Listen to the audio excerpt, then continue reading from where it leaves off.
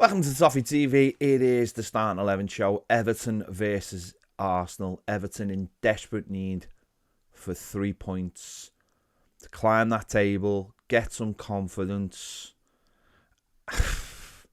and just give us all a break. Give us all, Everton fans, a bit of a break because it's been just horrendous time. And otherwise, you're going to ruin Christmas. You're going to ruin Christmas. And the sanity of a lot of Blues as well. So, here we go. In goal for me, Jordan Pickford. Listen, maybe he made... people can split hairs over the derby, whether he should have done better for the 2 one-on-ones. I'm not sure. But obviously, we ain't going to change. We ain't changing them, are we? So, battle of the England goalkeepers, isn't it? A lot of talk before the game, amongst other things, about the two goalkeepers, and it will be a big night because there's been a lot of talk. So he has to have a big game. He has to prove that he's still, England's number one and have a good game for us. At right back, I am putting in Ben Godfrey at right back. I think Seamus Coleman needs to come out to the side. We need a bit of a change back there. And it'll be Ben Godfrey for me at right back. I just think Seamus had the mistake the other day, and listen, that's not solely the reason why I'm taking him out the team. I just think it needs freshening up a little bit, and Arsenal got a lot of youth, a lot of pace, and I don't want to see him continually being exposed at the back. So I'm putting Ben Godfrey in at right back. At left back, Luca Dean again. We haven't got another left back. So it's really, very difficult. But if we did, then I'm not sure he would be in the side. But we haven't got another left back. And there's an argument that Ben Godfrey could come in at left back. But he's going to start. I'd just like to see him be allowed to be a little bit more adventurous, because he's not a great defender. He's just not a great defender. So he starts there. At centre-back, Michael Keane, and for me, Yerry Mina. If there's any chance of Yerry Mina being able to start this game, then I'm hoping he starts. Listen, I don't know what is the medical condition of Yerry Mina is, but if there's any chance that he can start, then I'm going to take that chance. He's been away at Barcelona, seeing... I don't know if it's a specialist or it's his own doctor or what, but obviously it's been a long time since he's played after playing 3 times in a week for Colombia, which should never have happened. So I'm hopeful. Hopefully he's fit, because our win rate when he's in the side is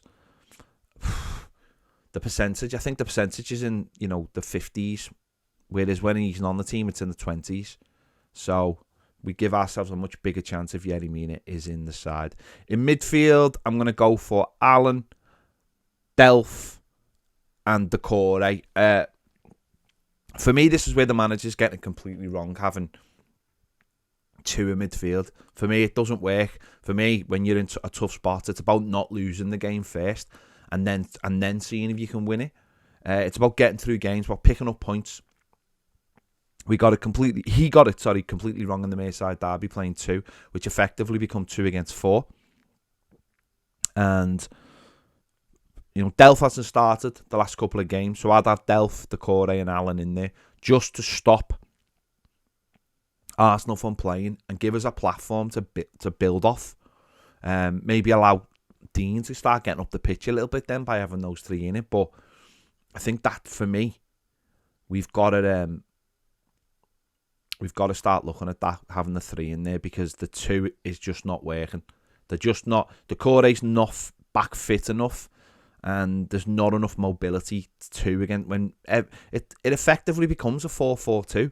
And in modern football, very few teams play 4-4-2 except teams that are absolutely nailed down, and that's the way they play, and they have the players to suit it, and it's the way teams play that like that all the time. No, not for me. 3 midfield, make it difficult for Arsenal. Try and take the ball off them in midfield and build off it with the front 3. The front 3 would be Townsend, and obviously Gray. Obviously, it was different the other day because we had Richarlison dropping in that number 10 spot, and Rondon, who we played up front. And I didn't think Rondon did too badly. It was a bit slightly disappointing when he went off because we had something to build off. But for this game, I would obviously have Richarlison up front. And I don't listen. The problem is Richarlison isn't like Dominic Calvert-Lewin. They're not the same players. You can't throw the ball up to Richarlison and it does, and let it stick. But maybe by playing as a little bit more of a proper 3 because there's 3 behind them, that might give them a little bit more space. I don't know. But Rondon obviously struggling with an injury. But it's that would probably be my 3. Gray obviously is the main man. He's the one who scares the opposition with his pace. Townsend, I suppose, last few weeks has been in and out because he's been working hard, but at times he can be a little bit of a one-trick pony, just throwing crosses into the box. But even that's dried up. I haven't seen half as many crosses coming in from Townsend in the last few weeks. But because there's not a mobile target man in the box to get on the end of them, and that's where we've really struggled. So that's my team. Let me know whether you agree or disagree. Having Mina back would be huge, but again, I'm not 100% sure whether he will be back because I'm not 100% sure of the condition of him. But he is back in training, and hopefully he can start this game, and I think it'll make a big difference to us. Let me know your thoughts in the comments, whether you agree, whether you disagree. Don't forget to check out the match preview that is available now, so check that out. And give this video a like, subscribe if you haven't already. If you want more great videos, join us over on Patreon. The link is in the description. See you later.